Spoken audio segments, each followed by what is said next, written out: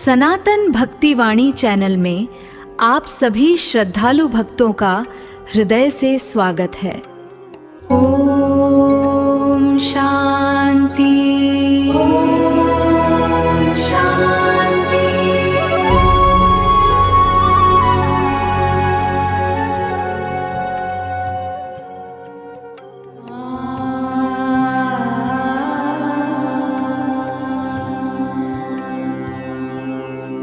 पुराणों में भी बताया गया है कि 108 बार मंत्र जप करने से मन की अशांति शांत होती है, नकारात्मक ऊर्जा दूर होती है और भगवान की कृपा शीघ्र प्राप्त होती है।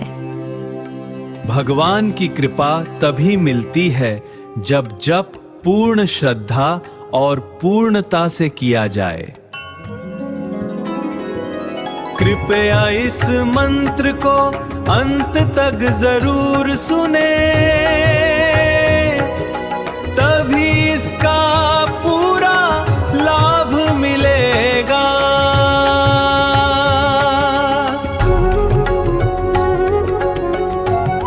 ओम नमः भगवते वासुदेवाय। प्रिय भक्तों, आपका स्वागत है हमारे अपने चैनल सनातन भक्तिवाणी में, जहां हम सनातन धर्म के रहस्यों, पुराणों की अद्भुत कथाओं और भगवान की दिव्य महिमा को आपके सामने लेकर आते हैं।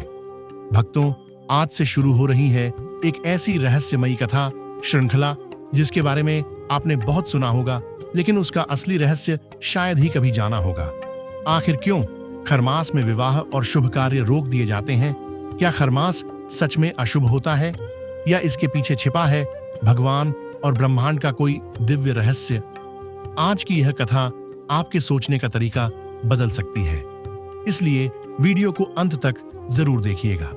अगर आप सच्चे सनातनी हैं और भगवान विष्णु की कृपा पाना चाहते हैं तो अभी कमेंट में लिखिए जय श्री हरि और हमारे चैनल सनातन भक्तिवाणी को सब्सक्राइब करके बेल आइकन जरूर दबाएं, ताकि ऐसी दिव्य कथाएं आप तक सबसे पहले पहुंचती रहें।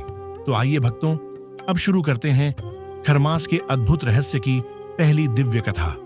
भक्तों, सनातन धर्म में हर समय और हर तिथि का अपना विशेष महत्व बताया गया है, लेकिन जब खरमास प्रारंभ होता है तब वातावरण में एक अलग ही आध्यात्मिक ऊर्जा महसूस होने लगती है। शास्त्रों के अनुसार जब सूर्य देव बृहस्पति की राशि धनु या मीन में प्रवेश करते हैं, तभी खरमास की शुरुआत होती है। इस समय विवाह, गृह प्रवेश और अन्य मांगलिक कार्य रोक दिए जाते हैं। लेकिन भक्तों, क्या भगवान कभी अपने भक्तों के लिए अशुभ समय बना सकते हैं? नहीं, खरमास अशुभ नहीं है। यह तो वह दिव्य समय है जब मनुष्य को संसार की भाग दौड़ से हटकर भगवान की भक्ति में मन लगाने का अवसर मिलता है। कहा जाता है कि इस महीने में किया गया जप, तप, दान और पूजा कई गुना अधिक फल देती है। लेकिन आखिर इसका नाम खरमास कैसे पड़ा? इसके पीछे छिपी है सूर्यदेव और उनके रथ की एक रहस्यमयी कथा।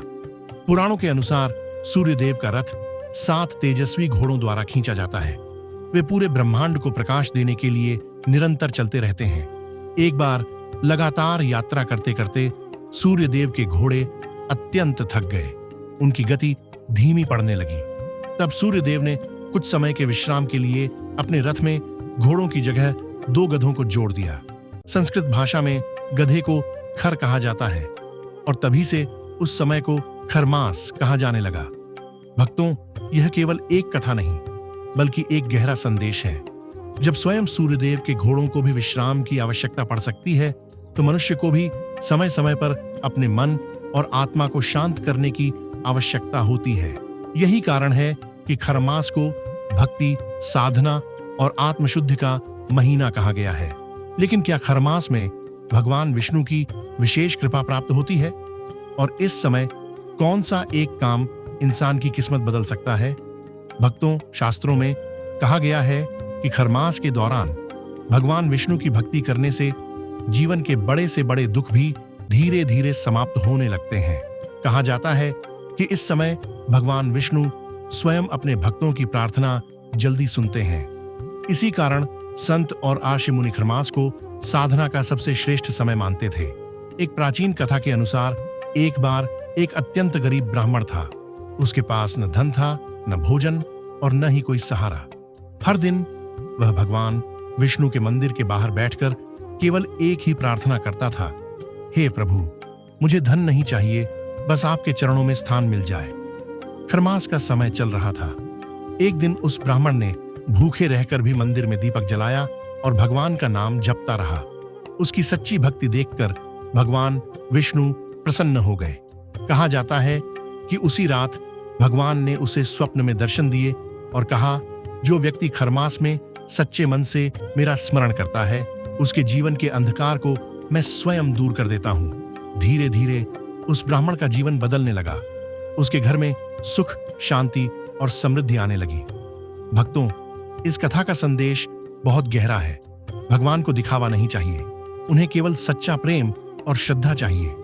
यदि कोई व्यक्ति खरमास में रोज कुछ समय भगवान का नाम ले, तुलसी के पास दीपक जलाए और जरूरतमंदों की सहायता करे, तो उसके जीवन में सकारात्मक परिवर्तन आने लगते हैं।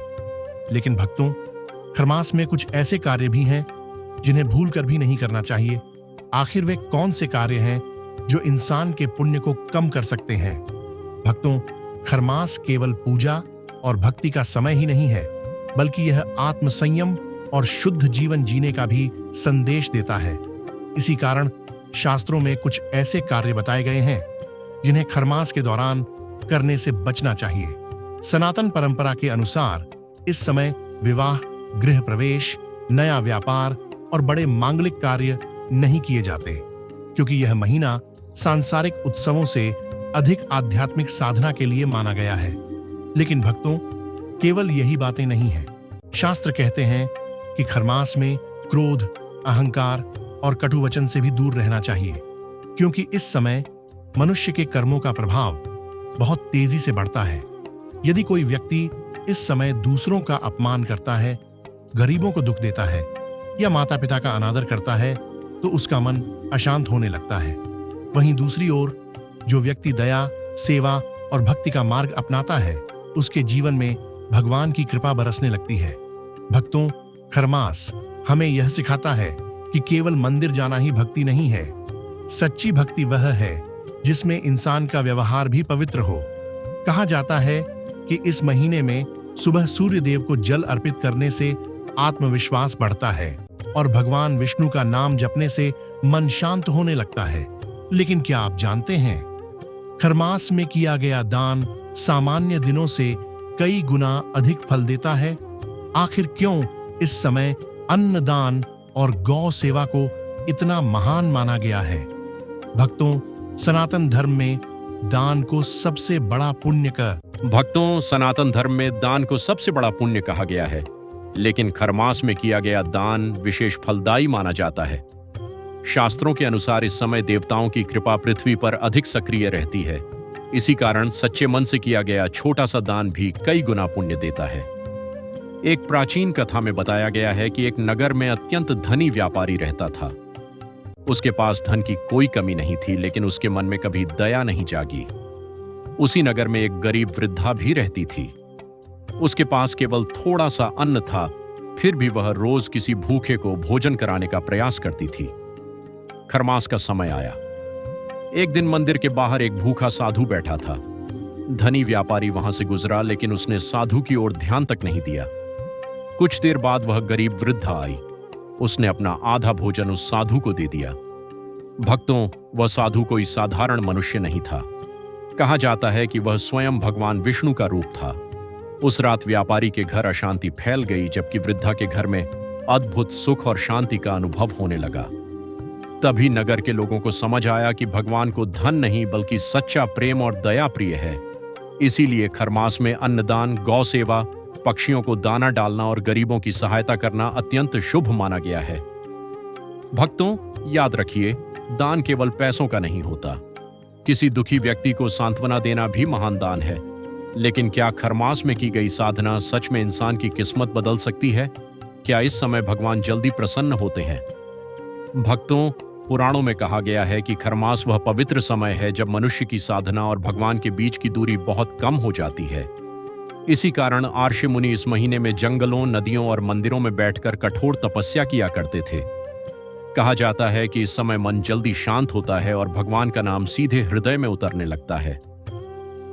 एक बार एक युवा राजकुमार अपने जीवन से अत्यंत परेशान था। उसके पास धन, महल और शक्ति सब कुछ था, लेकिन उसके मन में शांति नहीं थी। वह रात भर सो नहीं पाता था। हर समय उसे डर और बेचैनी घेर लेती थी। एक दिन वह एक संत के पास पहुंचा और बोला, गुरुदेव, मेरे पास सब कुछ है, फिर भी मन अशांत क्यों है? संत मुस्कुराए और बोले, क्योंकि तुम्हारा मन संसार में भटक रहा है, भगवान में नहीं। उस समय खरमास चल रहा था। संत ने राजकुमार को प्रतिदिन सुबह सूर्य देव को जल अर्पित करने और ओम नमो भगवते वासुदेवाय मंत्र का जाप करने को कहा।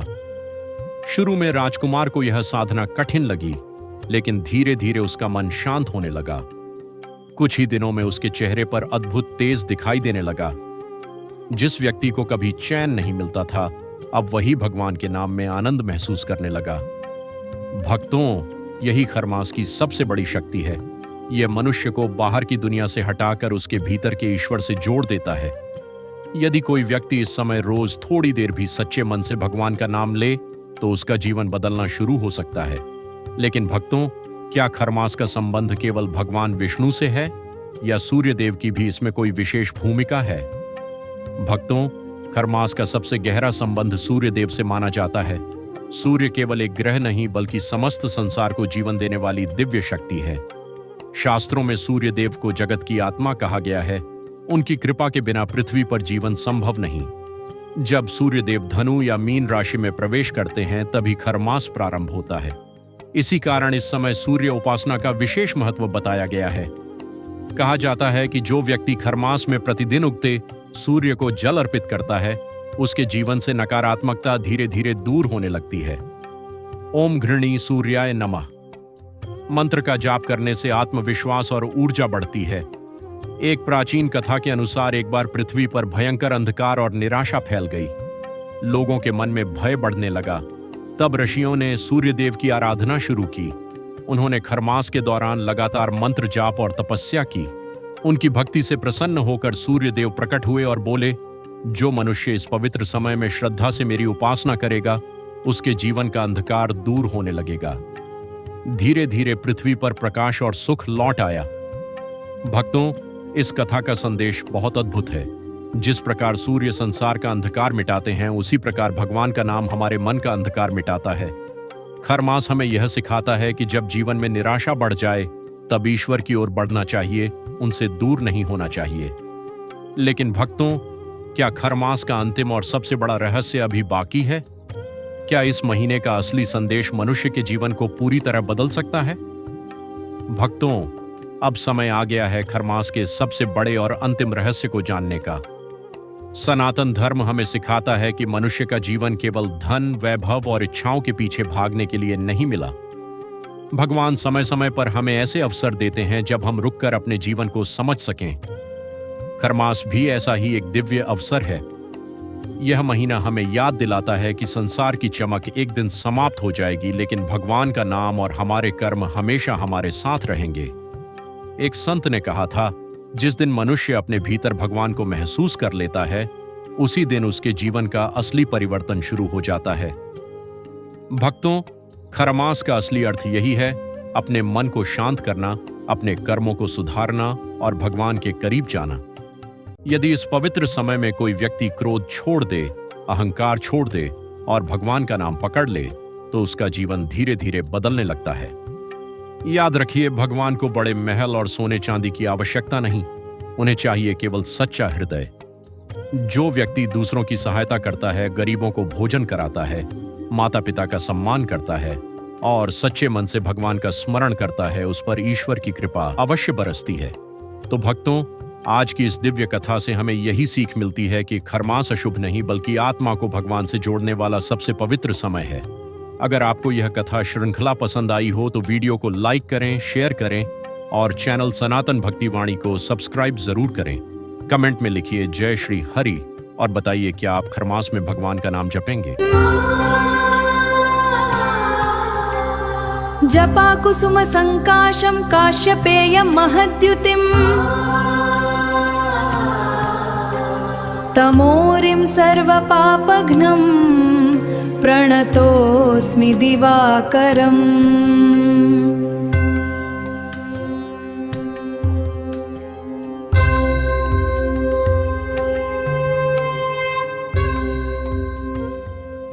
ॐ ह्रीं ह्रीं सूर्याय सहस्रकिरणाय मनोवाञ्छितफलम् देहि देहि स्वाहा। ॐ शान्ति शान्ति